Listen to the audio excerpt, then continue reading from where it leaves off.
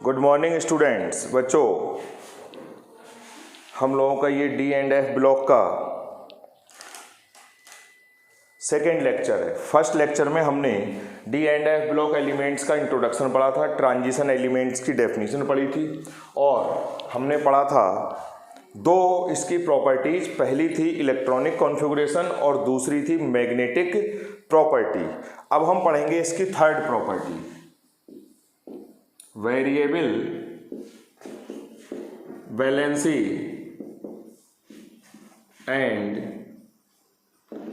Various oxidation state. यही वो property है ट्रांजिशन एलिमेंट की जो इनको डिफ्रेंशिएट करती है एस और पी ब्लॉक एलिमेंट्स यानी रिप्रेजेंटेटिव एलिमेंट से। अब कैसे निकालेंगे हम कि कौन कितनी वैलेंसी शो करेगा, उसका एक सिंपल सा तरीका है। एन एस में अगर दो इलेक्ट्रॉन है तो ये दोनों एक साथ बाहर आएंगे, इसको हम एक एक करके बाहर नहीं निकाल सकते हैं। आप एन एस में से इन दो इलेक्ट्रॉनों को एक एक करके बाहर नहीं निकाल सकते हो, एक साथ दोनों ही निकलेंगे। और एन माइनस जो 1d ऑर्बिटल होती है, इसमें क्या है कॉन्सेप्ट, इसमें जो अनपेयर्ड इलेक्ट्रॉन है इनको तो आप निकाल सकते हो एक करके, पहले ये फिर ये फिर ये, लेकिन इसमें जो पेयर्ड इलेक्ट्रॉन्स होते हैं इनको निकालना पॉसिबल नहीं होता है। जैसे अगर किसी का इलेक्ट्रॉनिक कॉन्फ़िगरेशन ये है तो पहले तो यहाँ से 2 इलेक्ट्रॉन जाएंगे, फिर 3 4 5 6 बस इतने जाएंगे। डी में से पेयर्ड इलेक्ट्रॉन्स निकालना पॉसिबल नहीं होता है, इतनी एनर्जी अवेलेबल नहीं है। अब हम बात कर रहे हैं सबसे पहले स्कैंडियम की। इसका होता है, स्कैंडियम का अगर हम इलेक्ट्रॉनिक कॉन्फ़िगरेशन लिखें, ये होता है 4s2 3d1।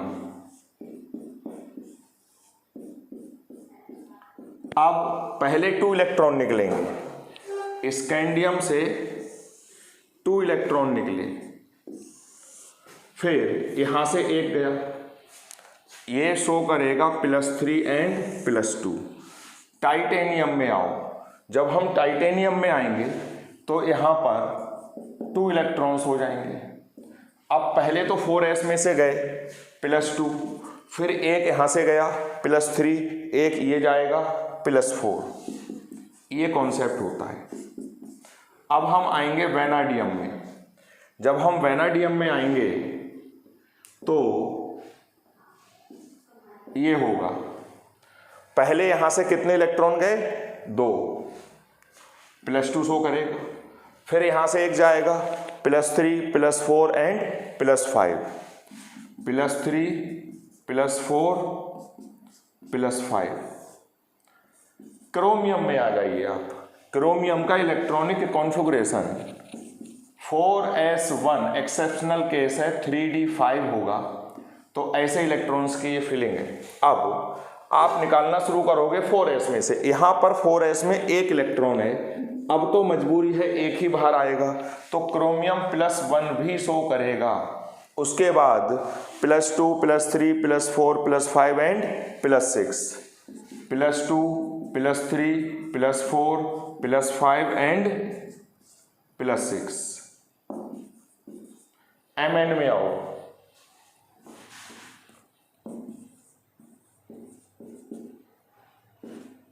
ये हो गया। पहले 4s में से जाएंगे 2 इलेक्ट्रॉन,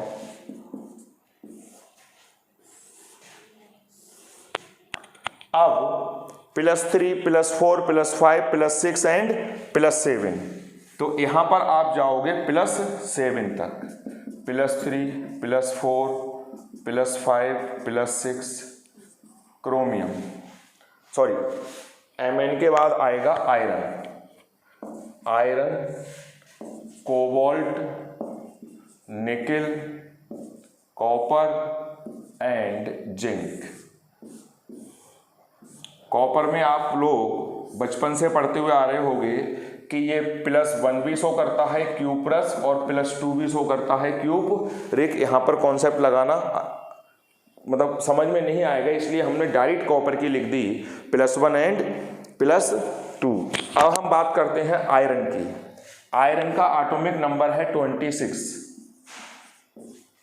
3d6। अब 4s में से 2 इलेक्ट्रॉन गए तो आयरन +2 शो करेगा, देन +3 +4 +5 एंड +6, +3 +4 +5। कोबाल्ट,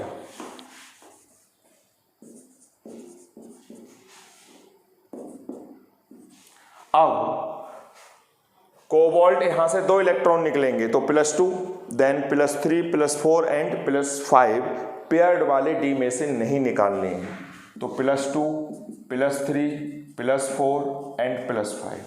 अब आप निकेल में आइए, निकेल में 26 इलेक्ट्रॉन है, सॉरी 28, तो ये हो जाएगा इसका इलेक्ट्रॉनिक कॉन्फ़िगरेशन। पहले 2 इलेक्ट्रॉन्स रिमूव होंगे s में से तो +2 शो करेगा, देन +3 देन +4, +3 देन +4। कॉपर का हमने डायरेक्ट याद करा है क्यूप्रस और क्यूप्रिक वाला कॉन्सेप्ट। जिंक में D में 10 इलेक्ट्रॉन। अब आप इलेक्ट्रॉन जब निकालोगे तो पहले 4s में से 2 निकालोगे, कोई बात नहीं 2 चले गए। अब 3d में से एक भी इलेक्ट्रॉन नहीं जाएगा, तो ये हमारा एक चार्ट बना। सबसे ज्यादा शो कर रहा है कौन, Mn। कहाँ तक, हाईएस्ट ऑक्सीडेशन स्टेट +7। वैसे अगर 3d सीरीज में सबसे ज्यादा मैक्सिमम ऑक्सीडेशन स्टेट शो कर रहा है Mn, हाईएस्ट ऑक्सीडेशन स्टेट है +7। अगर डी ब्लॉक का केस आएगा कि डी ब्लॉक में कौन सा एलिमेंट सबसे ज्यादा ऑक्सीडेशन स्टेट शो करता है, तो आंसर होगा ऑस्मियम, और ये शो करता है +8 तक। इन जनरल की बात कर रहा हूं मैं। अगर 3d सीरीज की हम बात करेंगे तो उसमें हाईएस्ट कौन शो करेगा, Mn। ये हो गया। अब यहां पर एक minute, titanium, scandium, scandium show कर रहा है +2 एंड +3, लेकिन स्कैंडियम की +2 ऑक्सीडेशन स्टेट बहुत अनस्टेबल होती है। यानी स्कैंडियम में +2 पॉसिबल तो है, मगर ये +2 में एग्जिस्ट नहीं करेगा क्योंकि ये बहुत अनस्टेबल है। तो स्कैंडियम सिर्फ शो करता है +3 ऑक्सीडेशन स्टेट। अब क्वेश्चन आता है कि विच transition element does not shows variable oxidation state. अब बच्चे ये कंफ्यूज होते हैं कि वो जिंक का आंसर देने की कोशिश करते हैं, क्योंकि जिंक सिर्फ +2 ही पॉसिबल है और यहाँ पे +2 और +3 दोनों पॉसिबल हैं, लेकिन +2 अनस्टेबल है इसलिए +2 में एग्जिस्ट नहीं करता है। जिंक बच्चों ट्रांजिशन एलिमेंट नहीं है क्योंकि इसका इलेक्ट्रॉनिक कॉन्फ़िगरेशन ये होता है, और जिंक एक ही ऑक्सीडेशन स्टेट शो करता है +2 में भी इसकी जो d ऑर्बिटल्स हैं वो फुल्ली फिल्ड हैं, जबकि अकॉर्डिंग टू डेफिनेशन ट्रांजिशन जो एलिमेंट्स हैं उनकी जो d ऑर्बिटल्स हैं वो होनी चाहिए थी पार्शियली फिल्ड, जबकि जिंक में एटॉमिक और आयनिक दोनों स्टेज में d में 10 इलेक्ट्रॉन हो रहे हैं, यानी d ऑर्बिटल फुल फिल्ड है। तो zinc is not a transition element, zinc transition element नहीं है, ये सिर्फ एक डी ब्लॉक एलिमेंट तो है लेकिन ट्रांजिशन एलिमेंट नहीं है। अब हम अगर क्वेश्चन आता है कि कौन सा ऐसा ट्रांजिशन एलिमेंट है जो वेरिएबल ऑक्सीडेशन स्टेट शो नहीं करता है, तो ये कंफर्म है कि उसमें जिंक का आंसर नहीं आएगा। अब इनमें देखो कौन वेरिएबल शो नहीं कर रहा है, तो आंसर होगा स्कैंडियम। कई बार ये क्वेश्चन पूछा गया है और बच्चे हमेशा यहीं पे कंफ्यूज हो जाते हैं, वो आंसर लिख के आते हैं जिंक, जबकि जिंक तो ट्रांजिशन एलिमेंट है ही नहीं। जैसे अगर क्लास में पूछा जाए कि बॉयज में किसके हाईएस्ट मार्क्स आए, बॉयज में हम लड़कों की बात कर रहे हैं तो उसमें किसी लड़की का नाम आ ही नहीं सकता, या हमने कहा गर्ल्स में किसके हाईएस्ट मार्क्स आए तो उसमें बॉयज का नाम नहीं आ सकता। बिल्कुल सेम यही क्वेश्चन है कि जिंक ट्रांजिशन एलिमेंट नहीं है, फिर भी हम इसकी स्टडी इनके साथ में करते हैं क्योंकि जिंक की डेफिनीशन तो ये ट्रांजिशन की सेटिस्फाई नहीं कर रहा है, मगर बाकी सारी प्रॉपर्टीज ट्रांजिशन एलिमेंट से रिजेंबल करती हैं, इसलिए हम इसकी स्टडी तो साथ में करते हैं। तो ये हो गया variable oxidation state and various valencies. अब नेक्स्ट प्रॉपर्टी आती है बच्चों एटॉमिक साइज,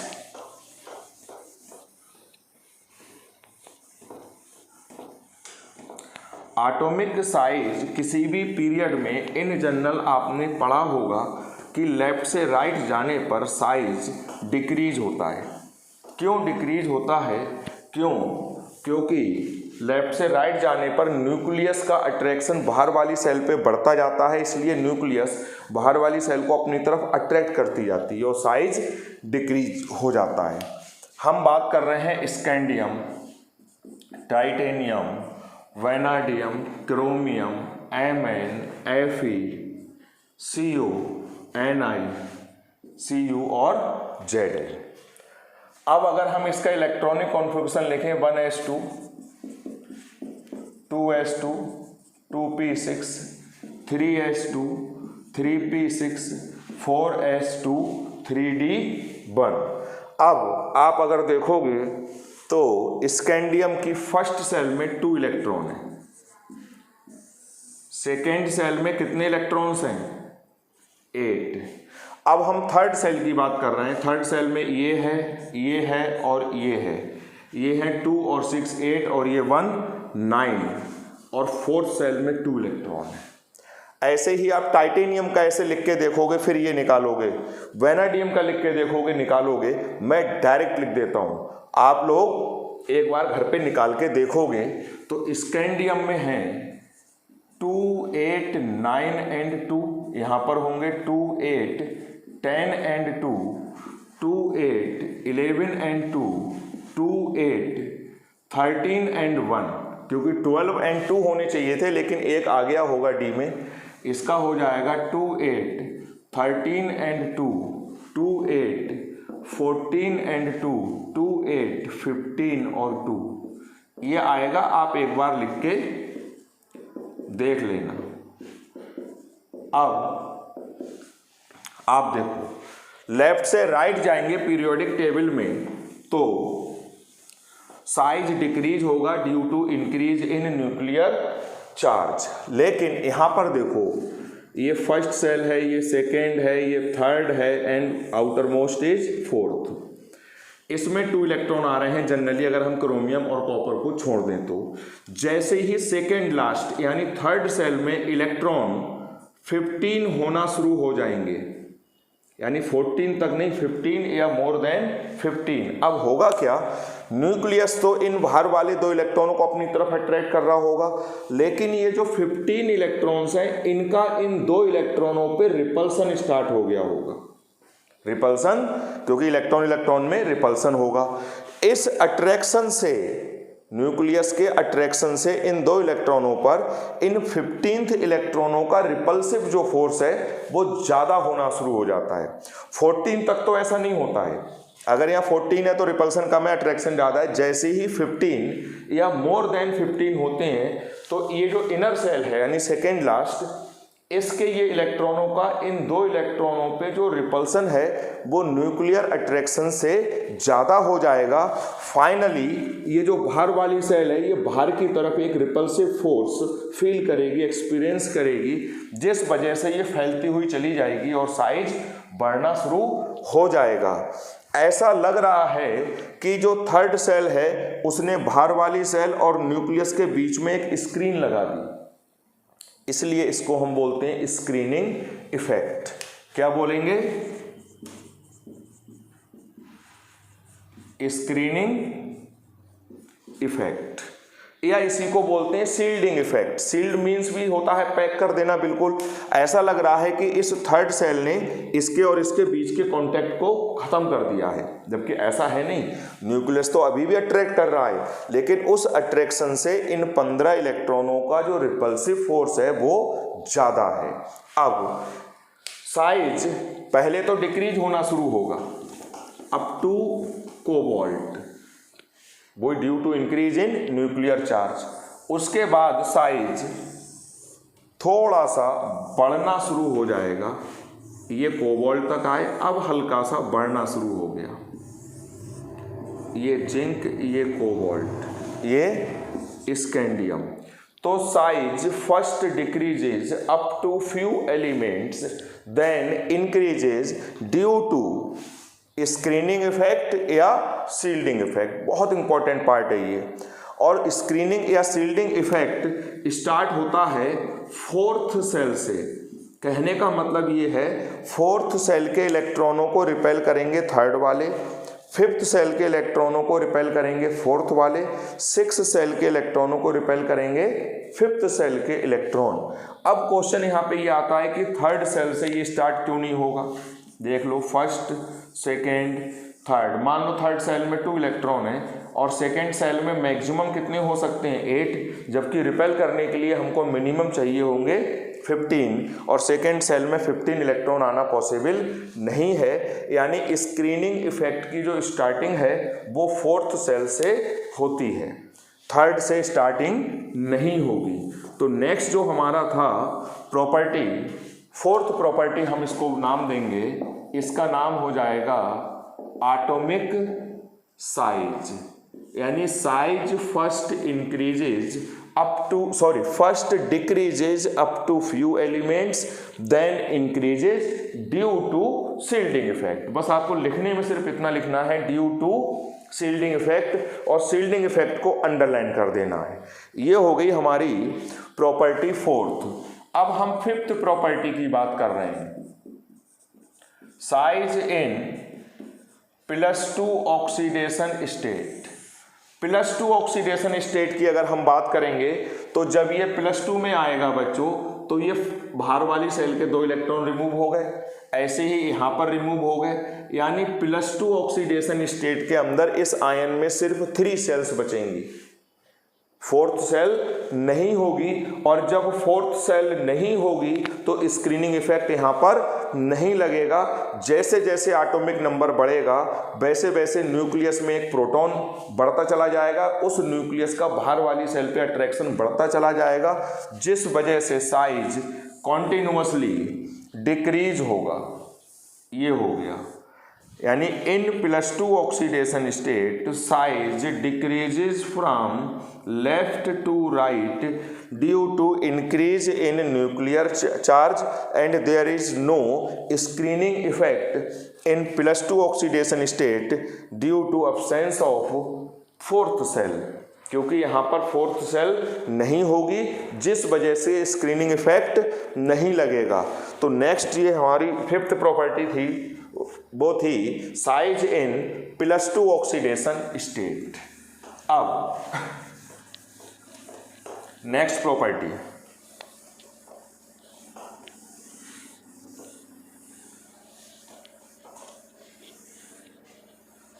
सिक्स्थ प्रॉपर्टी आएगी। बहुत आसान है बच्चों प्रॉपर्टी, इसके मैं अभी आपको नोट्स सेंड कर रहा हूं,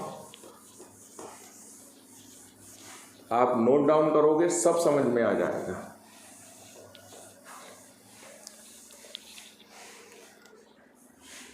हमारी हो गई 6 प्रॉपर्टी आएगी, रिलेटिव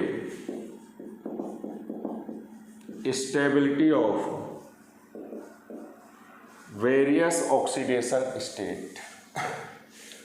आपको पता है कि या तो फुलफिल्ड d ऑर्बिटल हो, या एग्जैक्टली हाफ फिल्ड, या एम्प्टी, या एक ये D3 स्टेज भी स्टेबल होती है।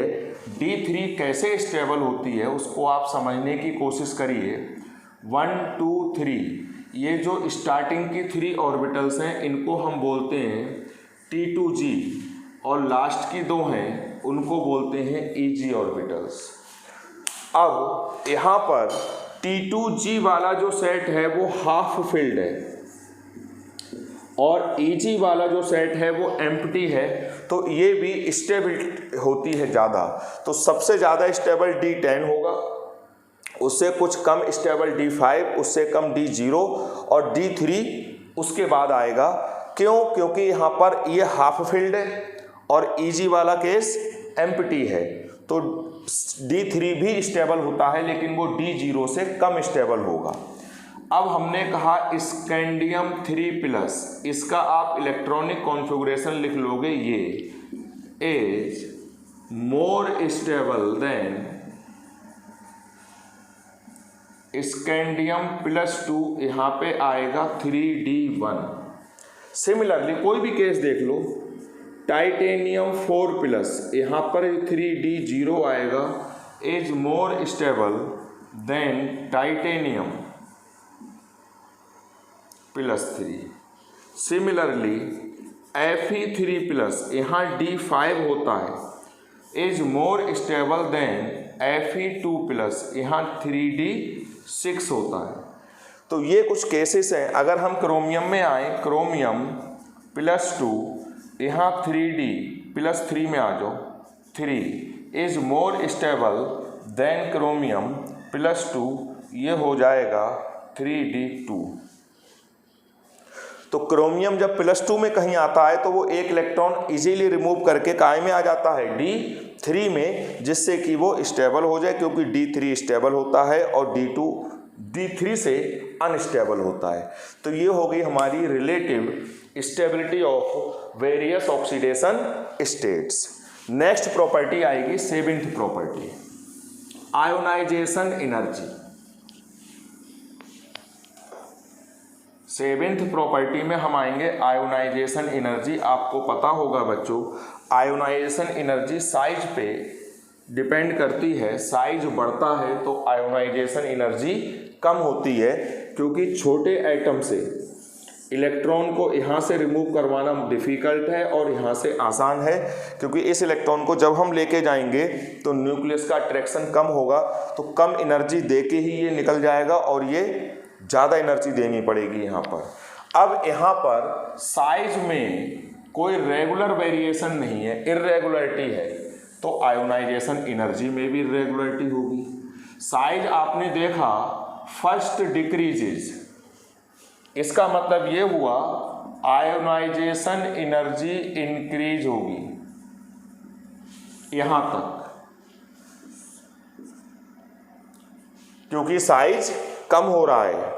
Ionisation energy is inversely proportional to size. अब साइज बढ़ रहा है तो अब आयोनाइजेशन एनर्जी डिक्रीज होगी। तो ionisation energy first increases then decreases. ये जो इर्रेगुलरिटी आई आयोनाइजेशन एनर्जी में, ये आई साइज की वजह से, ये आई साइज की वजह से, क्योंकि साइज में इर्रेगुलरिटी है तो इर्रेगुलरिटी होगी आयोनाइजेशन एनर्जी में भी।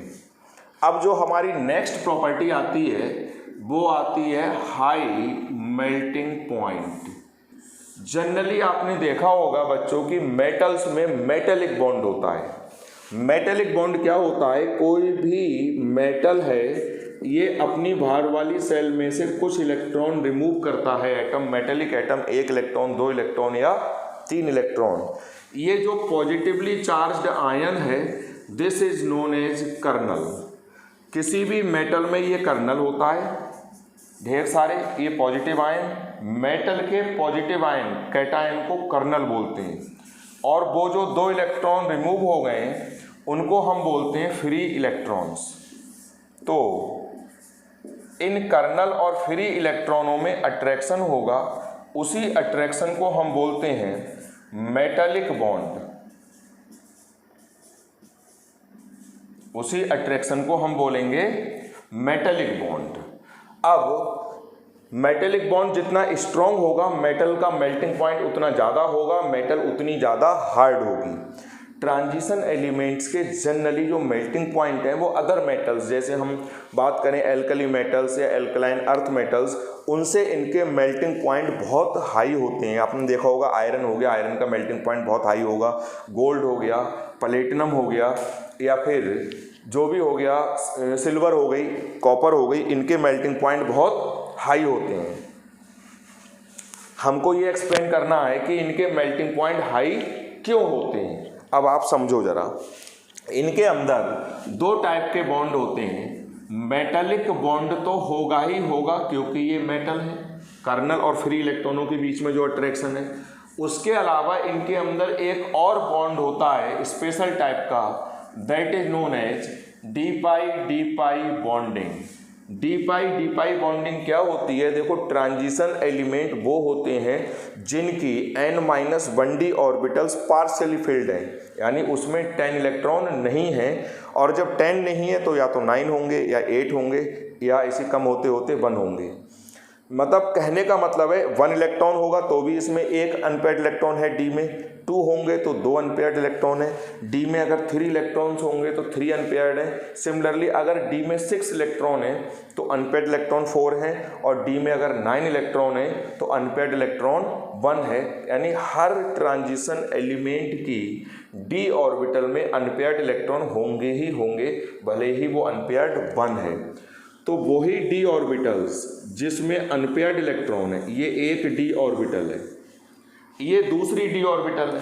ये पहली डी ऑर्बिटल को मैंने ब्लैक से बनाया और दूसरे एटम के डी ऑर्बिटल को मैंने रेड से बनाया। अब देखो, एक इलेक्ट्रॉन तो इसका होगा और एक लेफ्ट वाली का होगा। लेफ्ट वाली के इलेक्ट्रॉन मैंने ब्लैक से बनाया है, राइट वाली डी ऑर्बिटल के इलेक्ट्रॉन रेड से। ये दो इलेक्ट्रॉन आपस में, ये दोनों ऑर्बिटल्स जिसमें कि अनपेयर्ड इलेक्ट्रॉन है, ओवरलैपिंग कर लेंगी और एक बॉन्ड बनाएंगी। वो बॉन्ड होगा डी पाई बॉन्ड। कहने का मतलब ये है कि वो डी ऑर्बिटल्स जिनमें अनपेयर्ड इलेक्ट्रॉन्स हैं वो आपस में ओवरलैप करेंगी और एक स्पेशल टाइप का बॉन्ड बनाएंगी जिसको हम बोलते हैं डी पाई बॉन्ड। अब अगर इन ट्रांजिशन एलिमेंट है, उसका सॉलिड है जो, उसको आप जब मेल्ट करवाओगे तो आप दो टाइप के बॉन्ड ब्रेक करोगे, metallic bond as well as d pi bond. जब ये दो बॉन्ड आप ब्रेक करोगे तो आपको एनर्जी ज़्यादा देनी पड़ेगी, जिस वजह से इनके मेल्टिंग पॉइंट हाई होते हैं। अब क्वेश्चन है कि 3D सीरीज में सबसे कम मेल्टिंग पॉइंट किसका होगा? 3D सीरीज में सबसे कम मेल्टिंग पॉइंट किसका होगा? 3D सीरीज में आपने देखा होगा, ये है scandium, titanium, vanadium, chromium, Mn, Fe, Co, Ni, Cu, Zn। Next series में है कैडमियम, नेक्स्ट में La, फिर Hf से लेके मरकरी तक। इसका एटॉमिक नंबर ये है, इसका ये है, इसका ये है। इसमें होगा बच्चों 3D10 4s2, इसमें होगा 5s2 4d10, इसमें होगा 6s2 5d10। अब जिंक में से हमने 2 इलेक्ट्रॉन निकाल दिए तो ये जिंक का कर्नल है, इसमें होगा 3d10। कैडमियम में से 2 निकाल दो तो 4d10, मरकरी में से 2 निकाल दो तो 5d10। ये होगा, ये जिंक का कर्नल है, ये कैडमियम का कर्नल है, बड़ा होगा बच्चों, और ये मरकरी का कर्नल है। ये जिंक का कर्नल है, ये कैडमियम का कर्नल है, और ये मरकरी का कर्नल है। ये फ्री इलेक्ट्रॉन है। अट्रैक्शन सबसे ज़्यादा जिंक के न्यूक्लियस का इस भार वाले इलेक्ट्रॉन पे होगा, फ्री इलेक्ट्रॉन पे, क्योंकि डिस्टेंस कम है, यहाँ डिस्टेंस ज़्यादा और यहाँ डिस्टेंस और ज़्यादा। कहने का मतलब है मेटेलिक बॉन्ड सबसे ज़्यादा स्ट्रॉन्ग होगा जिंक का, उससे वीक होगा कैडमियम का, और उससे वीक होगा मरकरी का। यहाँ पर डी पाई बॉन्डिंग नहीं होगी। क्यों नहीं होगी ज़रा सोचो? क्योंकि डी पाई बॉन्ड तो वो डी ऑर्बिटल्स बनाती हैं जिनमें अनपेयर्ड इलेक्ट्रॉन होते हैं, और जिंक, कैडमियम और मरकरी के कर्नल में कोई भी अनपेयर्ड इलेक्ट्रॉन्स नहीं है, सारे के सारे इलेक्ट्रॉन्स पेयर्ड हैं। इसका मतलब ये हुआ कि यहाँ पर नहीं होगा डी पाई बॉन्ड, सिर्फ एक ही बॉन्ड होगा, मेटेलिक बॉन्ड। और मेटेलिक बॉन्ड भी मरकरी में सबसे वीक होगा, तो मरकरी को कम एनर्जी देनी पड़ेगी और ये जल्दी से मेल्ट हो जाएगा। यानी ऊपर से आने पर, नीचे आने पर strength of metallic bond decrease हो रही है, जिस वजह से मेल्टिंग पॉइंट भी डिक्रीज हो रहे हैं। और यही रीज़न है कि मरकरी का मेल्टिंग पॉइंट इतना कम होता है कि वो रूम टेम्परेचर पर लिक्विड स्टेट में आती है, यानी रूम टेम्परेचर पर ही मेल्ट हो जाती है। तो 3D सीरीज में सबसे कम मेल्टिंग पॉइंट जिंक का होगा, क्योंकि इसमें सिर्फ मेटेलिक बॉन्डिंग होगी, डी पाई बॉन्डिंग नहीं होगी। सिमिलरली ये फर्स्ट ट्रांजिशन सीरीज है। सेकेंड ट्रांजिशन सीरीज में सबसे कम मेल्टिंग पॉइंट कैडमियम का होगा। थर्ड ट्रांजिशन सीरीज में सबसे कम मेल्टिंग पॉइंट मरकरी का होगा। और इन तीनों में अगर हम कंपेयर करेंगे तो जिंक का मेल्टिंग पॉइंट ज़्यादा, उससे कुछ कम कैडमियम का और उससे कुछ कम मरकरी का। ये रीजन हमको समझ में आ गया, क्योंकि जिंक में मेटेलिक बॉन्ड की स्ट्रेंथ सबसे ज़्यादा होगी, कैडमियम में मेटेलिक बॉन्ड थोड़ा सा वीक होगा, और मरकरी का कर्नल का साइज सबसे बड़ा है, इसलिए मेटेलिक बॉन्ड यहाँ पे सबसे ज़्यादा वीक होगा और ये रूम टेम्परेचर पर ही मेल्ट हो जाएगा। तो ये थी मेल्टिंग पॉइंट वाली प्रॉपर्टी। आज हमने प्रॉपर्टी डिस्कस करी various oxidation state variable valency वाली, दूसरी थी एटॉमिक साइज, तीसरी थी size in +2 oxidation state, next थी आयोनाइजेशन एनर्जी, नेक्स्ट थी relative stability of various oxidation state, and the last is melting point. इसके बाद इसकी कुछ प्रॉपर्टीज और हैं, मैं अभी डिस्कस कर देता हूँ या नेक्स्ट लेक्चर में, जैसा भी आप लोग सही समझें, क्योंकि जब वीडियो बहुत लेंथ ज़्यादा हो जाती है तो बच्चे उसको देख नहीं पाते हैं, इसलिए मैं छोटी वीडियो ही बनाने की कोशिश करता हूँ, भले ही नंबर ऑफ वीडियो ज़्यादा हो जाएं। तो इसमें इतना ही करते हैं, बाकी जो प्रॉपर्टी बची उसके लिए एक लेक्चर और देंगे। ये डी ब्लॉक की जो प्रॉपर्टी है टोटल 13, ये बहुत इंपॉर्टेंट है, कंपटीशन में भी यहाँ से बहुत क्वेश्चन आते हैं और रीजनिंग वाले क्वेश्चन भी बोर्ड में बहुत आते हैं, यानी बोर्ड के लिए भी बहुत ही इंपॉर्टेंट है और कंपटीशन के लिए भी। Thank you.